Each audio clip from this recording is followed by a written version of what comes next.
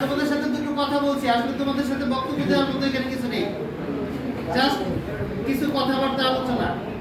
এখানে তোমরা আসছো, কলেজ লাইফ অনেক মজার। একটা ছেলে মেয়ে যখন আমরা তো করছি, কিছু স্মৃতি তোমাদের সাথে উল্লেখ করবো, আর কিছু না।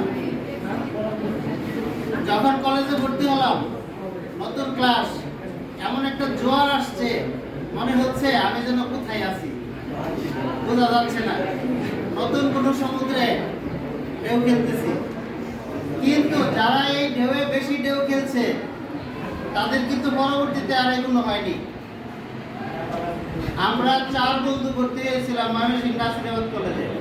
আমি বলি, একজন আমার সাথে দীর্ঘ 2 বছর এক খাটে ঘুমাইছি। 4 জন ভর্তি হয়েছি নাসিরাবাদ কলেজে, স্কুল থেকে পাস করে। সবাই ফার্স্ট ডিভিশন ছিল, ভালো রেজাল্ট ছিল, কিন্তু একমাত্র আমি পাস করেছিলাম।